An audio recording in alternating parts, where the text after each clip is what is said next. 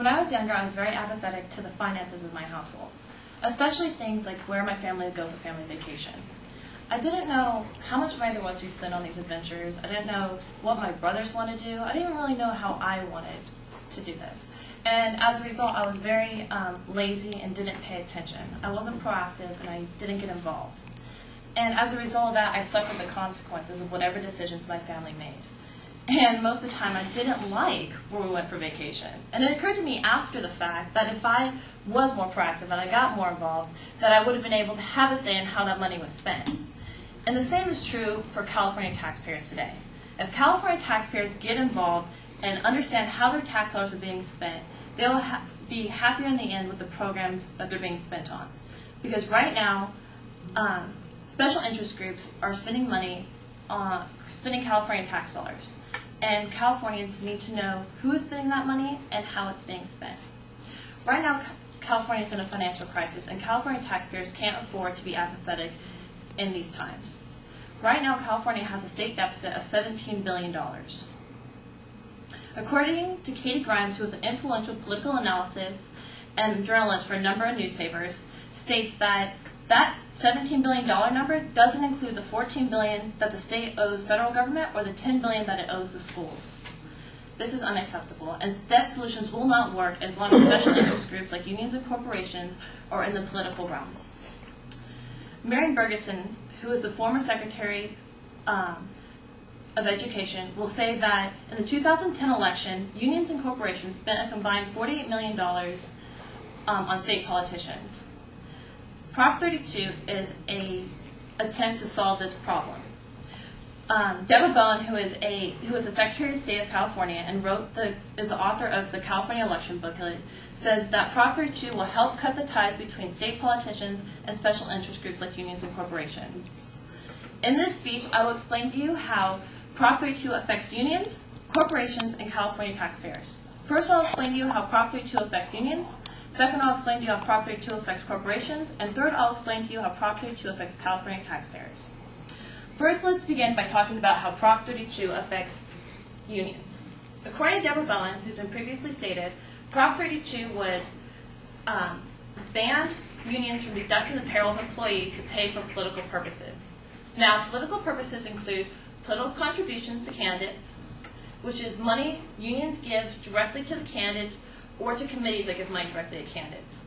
Also, political purposes include independent expenditures, which is money spent in support of that candidate or ballot measure. And third, all other expenditures that would influence voters, such as pamphlets and whatnot. Bowen goes on to tell us that Prop 32 would not ban unions from deducting the payroll of employees to pay for union activities. Now, union activities include collective bargaining and also spending money on federal campaigns, such as the election tomorrow, for the presidential election tomorrow.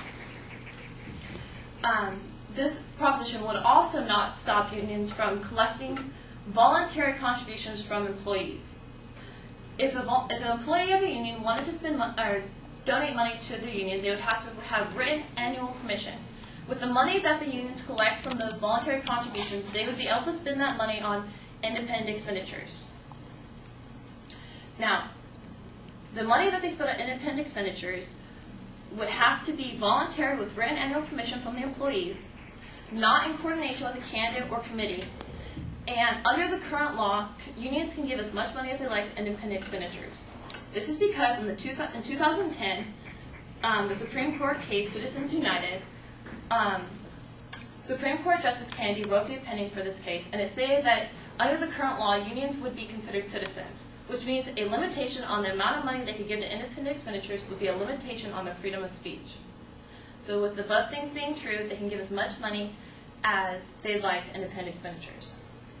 Now that I've talked to you a little bit about how Prop 32 affects unions, let me explain to you how Prop 32 affects corporations. Like unions, Prop 32, according to Bowen, would ban corporations from deducting the payroll of employees to pay for political purposes, which again are political contributions, independent expenditures, and all other expenditures to influence voters. According to Jennifer A. Wagner, who is the president of the League of Women Voters, states that most corporations don't pay for political expenditures through the deduction of payroll of employees, which means that that rule would affect unions much more than it would affect corporations. Bowen goes on to tell us that Prop 32 would stop corporations from giving candidates contributions directly and to committees that give money to candidates directly. Also, Bowen states that corporations, like unions, would be able to spend money on independent expenditures as long as that money did not come from the deduction of payrolls of employees, was not coordinated with a candidate or committee, and under the current law, like unions, corporations can give as much money as they'd like to independent expenditures due to the same Supreme Court case, which is the Citizens United case in 2010, which the opinion was written by Supreme Court Justice Kennedy, and it stated that under the current law, corporations are considered citizens, and a limitation on the amount of money they can spend on independent expenditures would be a limitation on their freedom of speech. Now that I've explained to you how Prop 32 affects unions and corporations, let me go in to explain how Prop 32 affects California taxpayers. According to Bowen, this proposition would cost about $1 million extra per year. This is a relatively low number, considering some of the other expenditures that our state spends on. And these costs would include looking into alleged violations of this proposition, and also money going to additional administrative costs in local governments. Also, Gloria Romero, who is the director of Democrats for Education Reform, states that Prop 32 would help cut the ties between state politicians and special interest groups, which would leave more room for California taxpayers to elect politicians that really reflect their interests.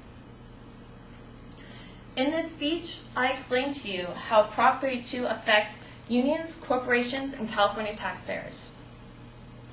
First, I explained how Prop 32 affects unions. Second, I explained how Prop 32 affects corporations. And third, I explained how Prop 32 affects California taxpayers. California taxpayers need to be informed and can't afford to be apathetic about the political realm that they live in.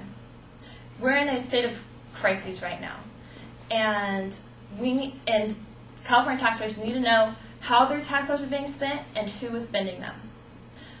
Prop 32 is a very important proposition on the ballot, and I hope that you're all more informed for tomorrow's election.